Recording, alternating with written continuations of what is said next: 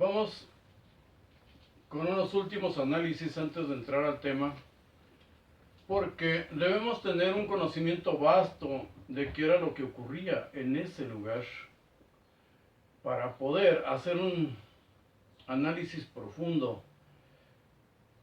No se vale aquí eso de decir de que con todo respeto, porque es mentira, va uno a ofender a alguien. Si te hiciera caso, claro, tomar en cuenta. Mis análisis no están de acuerdo con los del doctor Antonio Piñero, no están de acuerdo con los del doctor Mario Sabán, y por si fuera poco, no estoy de acuerdo en la cuestión legal con un doctor en Derecho mexicano, el doctor Burgoa Orihuela. Casi nada. Pues si me creo mucho, vamos a ver por qué, o sea, en qué y en qué me baso para decir eso. Como últimos análisis, vamos a ver por qué las mujeres habían comprado especias para ungir el cuerpo de Jesús, si éste ya había sido sepultado. Y según el Evangelio de Juan, ya había sido ungido, y por si fuera poco, con 100 libras de aloe y mirra. Estamos hablando de 40 kilos, casi el peso de un hombre. Es ilógico, todos estos relatos son totalmente ilógicos. Fue ungido supuestamente por José de Arimatea y Nicodemo, dos sacerdotes saduceos, que desde luego no creían en la resurrección de los muertos y eran parte del Sanedrín, por lo tanto sus enemigos, supuestamente. Pero hay que tomar de estos relatos nada más lo que nos interese a nosotros en un estudio histórico. La respuesta a esas preguntas acerca de las mujeres la vemos en Hechos de los Apóstoles 13, versículos 27 a 29. Dice ahí: pueblo y gobernantes judíos no vieron que se cumpliera ninguna profecía en él, no lo siguieron y pidieron a Pilatos que lo matara. Dice, y quitándolo del madero, lo pusieron en el sepulcro. Así dice literal, lean esos versículos. Quitándolo del madero, lo pusieron en el sepulcro. No habla aquí de ningún entierro portentoso, y no fue ni por sus discípulos, ni por su familia, fue por los mismos, el pueblo y el Sanedrín. Fueron los que pidieron a Pilatos el cuerpo. ¿Por qué lo pidieron? Fue bajado de la cruz por los mismos que lo crucificaron. El pedido judío de que los cuerpos no estuvieran en las cruces es por la maldición de Yahvé. En Deuteronomio 21:23 está escrito en la ley: su cuerpo, de cualquier colgado, no colgará del árbol toda la noche, sino que ciertamente lo enterrarás el mismo día, pues el colgado es maldito de Dios, para que no contamines la tierra que el Señor tu Dios te da por heredad. No debes colgar de un madero. Desde luego, no seamos tan rigoristas. Había muchas formas de crucifixión, no solo una. Y el relato ese de la sábana santa y aquellos que sufren de estigmas es falso. No se les enterraban los clavos en la palma de la mano. Eso no se usaba. Pero al decir colgar de un madero, de un palo en sí, podía ser crucificado, ahorcado, y si era crucificado, podía estar atado de las manos, clavado en la unión del brazo y la mano, para que soportara un poco más, pero siempre, clavado o no, estaban amarrados. Manos y pies atadas o clavadas, o atadas y clavadas. En Gálatas 3:13 dice: Cristo nos redimió de la maldición de la ley. ¿A nosotros? Así, habiéndose hecho maldición por nosotros, porque escrito está: maldito todo el que cuelga de un madero. Era ley, era parte de la ley, por eso pidieron el cuerpo, no porque lo quisieran, ni mucho menos ocultarlo y toda la fantasía que se escribió después.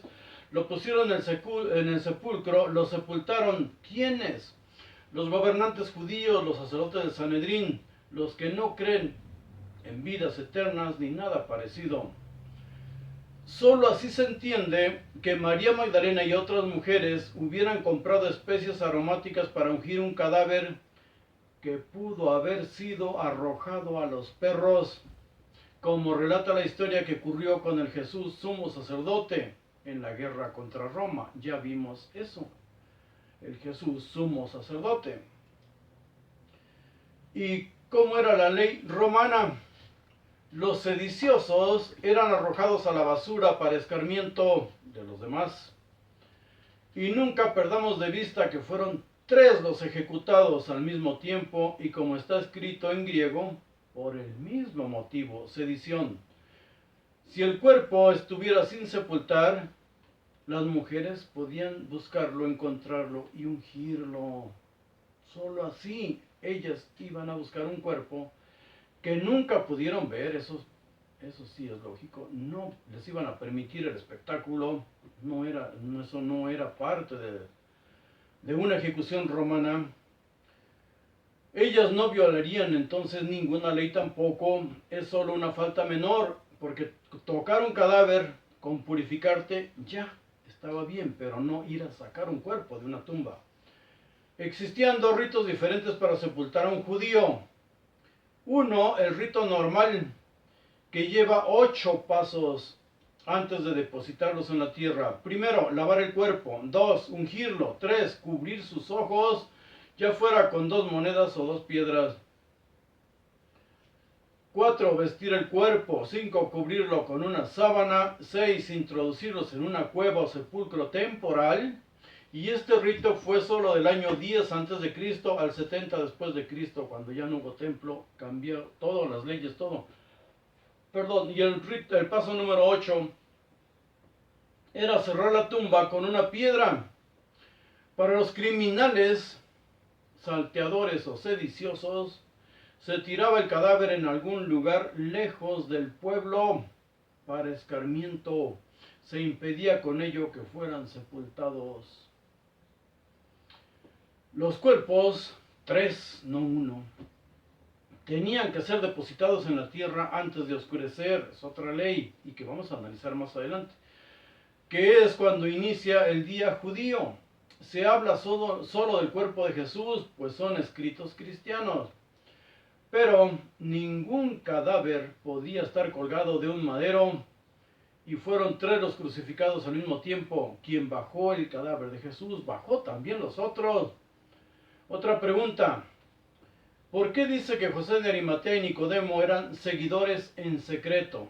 La respuesta ya lo hemos analizado antes. Porque pertenecían al Sanedrín. Estos 2 hombres pertenecían al Sanedrín. Eran sacerdotes saduceos y muchos de ellos participaban en las revueltas contra Roma.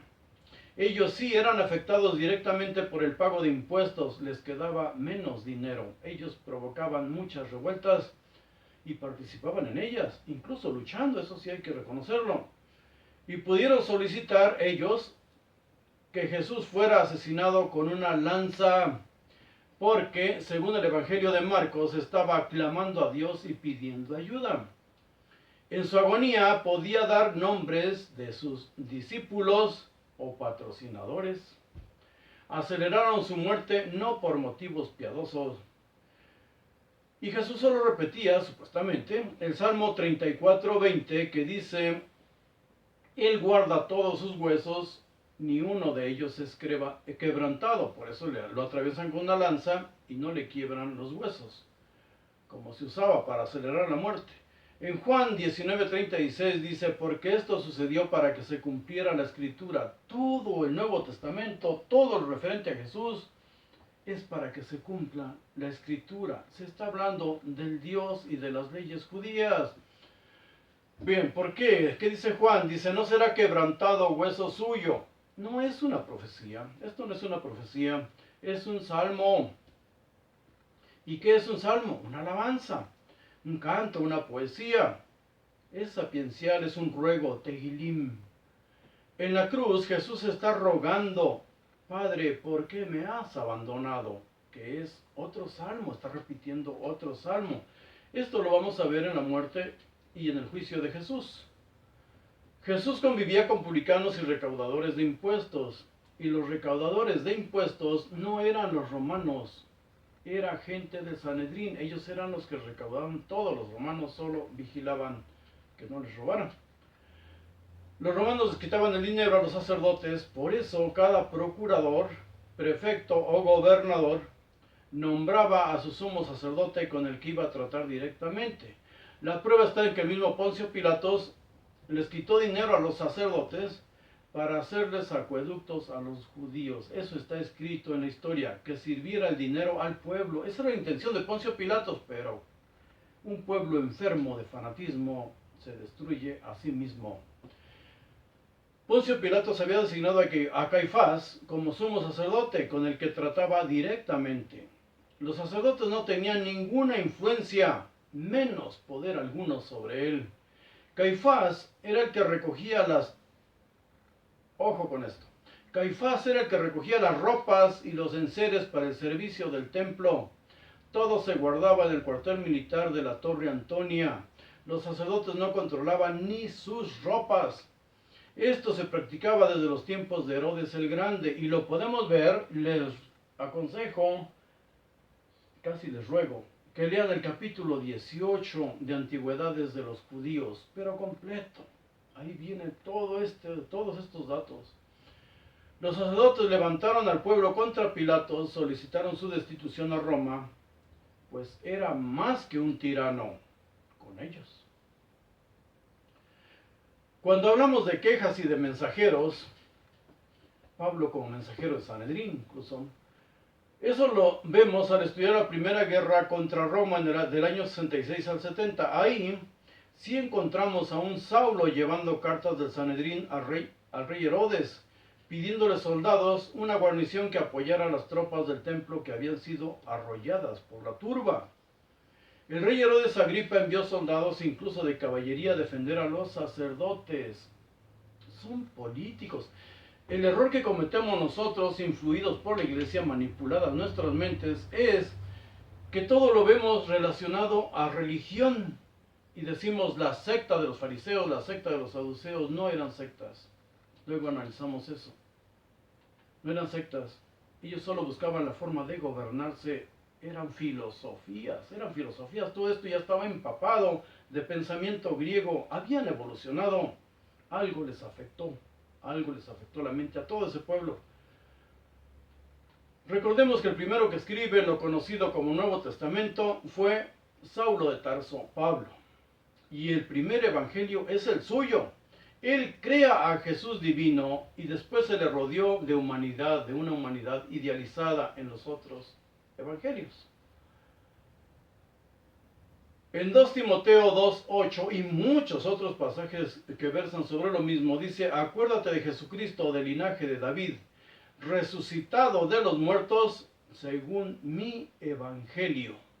Según mi evangelio. En griego está escrito mi evangelio o evangelión de mí. Según su evangelio, la resurrección podía ser estando aún vivo. Es más, debía ser. Tú debes resucitar en vida. En vida. Estando vivo para morir a los apetitos de la carne. No como se manejó después, un regreso de los muertos y enterrados. En Colosenses 3:1 dice: si han resucitado con Cristo, busquen las cosas de arriba, donde está Cristo sentado a la diestra de Dios. Recordemos que las primeras víctimas importantes de la guerra fueron los sumos sacerdotes Jesús y Anás. El pueblo los odiaba. Ahora, volviendo a la tumba, se habla solo, dijimos, del cuerpo de Jesús. Pero se deja de lado los cuerpos de los otros dos que fueron crucificados junto a él y cuyos cuerpos tenían que ser descolgados y depositados en la tierra, igual que el de él. So pena de ser maldecidos todos los judíos. Quien descolgó, repito, un cuerpo, debió descolgar los otros dos. Hay un relato totalmente falso, por ilógico, conociendo la historia de los romanos y sus leyes, el referente a Barrabás. Primero, Barrabás no es un nombre. es una frase en arameo, Bar Abba, y significa hijo del Padre. Incluso Joseph Ratzinger equipara este relato con el de Simón Bar Kokhba, el hijo de la estrella, Benedicto XVI, un teólogo de verdad. Segundo punto a analizar, no existían tribunales mixtos, leyes romanas y judías decidiendo en casos criminales. Eso no se dio nunca, es imposible. Pues entonces Roma, ¿qué hacía ahí? Donde participara el procurador romano que tenía desde Coponio, el primero que llegó ahí, la facultad sobre la vida y la muerte. Y las autoridades judías tenían al Sanedrín, pero cada uno juzgaba por separado, a menos que, vamos a estudiar todo esto detalladamente más adelante. Si un reo había infringido las leyes judías, podía ser matado a pedradas como Esteban y el mismo hermano de Jesús, Santiago. Esto sin que interviniera Roma para nada. Un reo que hubiera participado en una revuelta, un sedicioso, era ejecutado por Roma después de juzgarlo, pero sin la intervención de las autoridades judías, sobre todo si el mismo pueblo solicitaba la muerte. Tercer punto, ni la ley judía y menos la romana iban a soltar a un criminal. No era una costumbre. ¿Costumbre de quién? Los judíos mataban por cualquier cosa amparados en su ley, por cualquier cosa.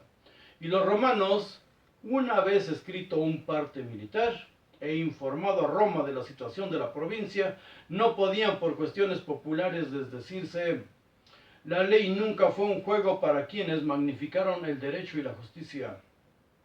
Cuarto punto, para matar a garrote vil y pisoteados por sus caballos a miles de judíos que se atrevieron a cuestionarle que haya recibido dinero de los sacerdotes para construir acueductos, ese fue Poncio Pilatos. Los mató judíos a garrote vil porque ya le habían hecho una jugada cuando él recién llegó a tomar el poder. Esta vez no lo permitió, ya sabía lo que iba a ocurrir. Iban a levantar a la gente contra él y él lanzó a sus soldados sin usar espadas. Con garrotes mató cientos, quizá miles de judíos y le pasó la caballería encima. Este era un militar, no un hombre que va a lavarse las manos, por favor. En beneficio del pueblo estaba trabajando, queriendo trabajar Pilatos. Nunca se lavó las manos ni consultó a su esposa, que la iglesia hizo Santa Prócula, que fue un hombre. La iglesia católica parte de una fantasía, de una mentira para ser santos. Quinto punto, el relato a todas luces falso de Barrabás nos quiere decir algo que sí cabe dentro de la razón.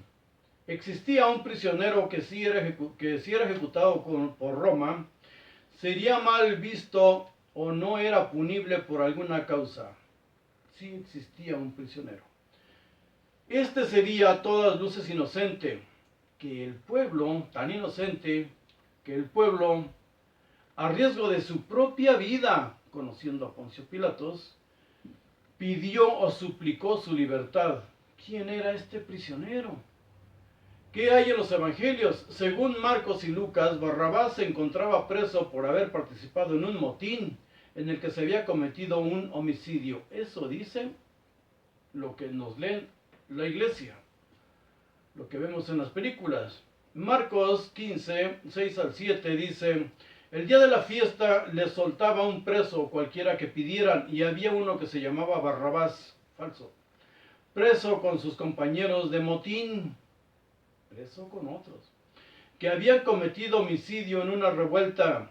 El pueblo pide la liberación de Barrabás y la crucifixión de Jesús. La sentencia está escrita ahí: Jesús Nazareno, rey de los judíos. El pueblo contra Jesús. ¿Por qué? Lucas 23, 17 dice lo mismo, y tenía necesidad de soltarles uno en cada fiesta. Esto es falso. En los versículos del 18 y 19 dice: suelta a Barrabás. Gritaba el pueblo: suelta a Barrabás, que había estado preso por sedición en la ciudad y por un homicidio. Esto es fantasía pura. En el versículo 25 dice, y entregó a Jesús a la voluntad de ellos. ¿Cómo van? Poncio Pilatos, un militar de verdad, y un villano, consultar y estar bajo las órdenes de unos personajes a los que no eran dueños ni de usar sus ropas. En letras griegas y latinas escribió supuestamente, este es el rey de los judíos. En Mateo 27:16 solo dice que era un preso famoso, Barrabás. Dice, y tenían un preso famoso llamado Barrabás. El pueblo pide la liberación de Barrabás y la crucifixión de Jesús, a gritos. Ante la actitud de Pilatos de duda, el pueblo se maldice a sí mismo y a su descendencia. Por eso el odio y la persecución a los judíos de parte de los cristianos. Mateo 27:25 dice literal, su sangre sea sobre nosotros y nuestros hijos. Bendito. La sentencia viene aquí escrita también, este es Jesús, rey de los judíos.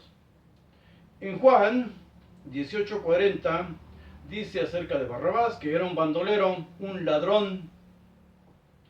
En 18:39 y 40, Pilatos pone la sentencia a decisión de los judíos. ¿Quieren que le suelte al rey de los judíos? El pueblo gritó, suelta a Barrabás. En 19:15 dice, los judíos gritan, no tenemos más rey que el César. ¿El pueblo judío? El versículo 16 dice, entonces se los entregó a ellos para que fuera crucificado. ¿Estamos leyendo bien? Entonces se los entregó a ellos para que fuera crucificado. ¿Quiénes lo crucificaron? ¿Los judíos? Tomaron pues a Jesús y le llevaron.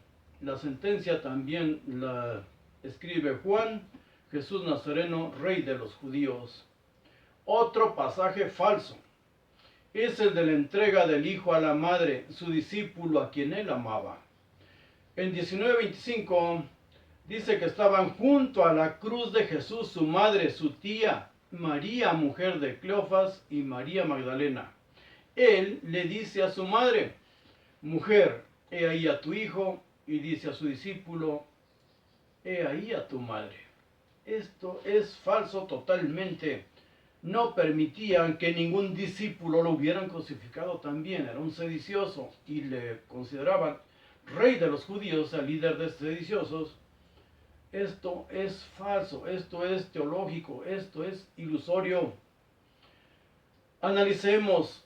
Los evangelios ponen a Poncio Pilatos como un pusilánime incapaz de hacer cumplir el derecho romano y dejando la resolución de sentencias a los judíos.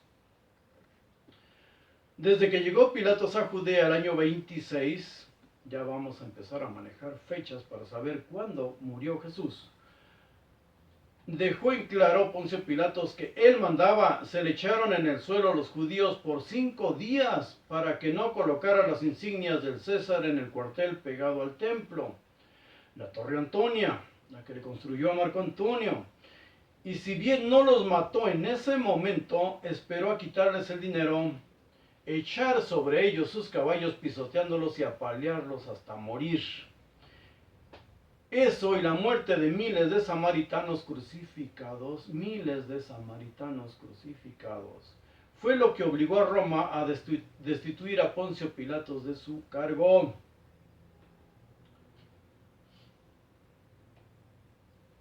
Y todavía me parece que Filón de Alejandría escribe que era un hombre totalmente sin piedad, despiadado hasta donde más. Otro punto que debemos analizar de estas épocas. Si algún discípulo estaba, no digamos al pie de la cruz, sino en las inmediaciones, hubiera sido crucificado junto con él, a menos que fuera un niño, a menos que fuera un niño. Un niño que podía estar entre las mujeres que observaban desde lejos. Un niño que pudo estar con Jesús cuando fue aprehendido y fue el que huyó desnudo. Esto no lo quiere tocar nadie. En Marcos 14, 51-52, quizás siendo atrapado junto a su padre. Un niño por el que sí hubiera pedido clemencia al pueblo sin importar la suerte del padre que lo cargaba con él, que lo andaba llevando con él. Barrabás no es un nombre, es una frase, repito. Y esa frase se repite siendo solo dos personajes a los que está mencionando en el párrafo. Jesús o el Hijo del Padre. Analicemos, quitémonos toda la religión de encima. Analicemos como si fuera un expediente legal. Solo siguiendo el orden lógico del relato leemos suelto a Jesús o a Bar Abba. ¿Qué significa? Suelto a Jesús o a su hijo, por favor.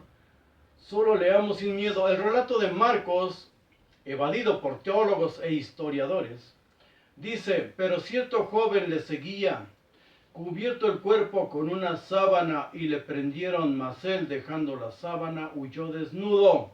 Esto no lo va a leer nadie, se niegan a leerlo.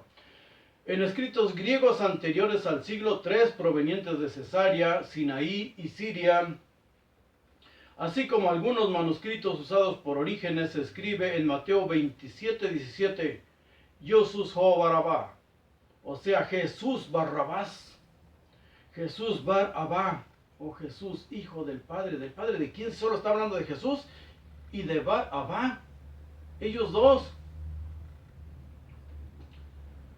Debemos leer fino, pasar sobre los datos falsos y analizar las citas que aparecen más absurdas, más fuera de lugar en un texto considerado sagrado.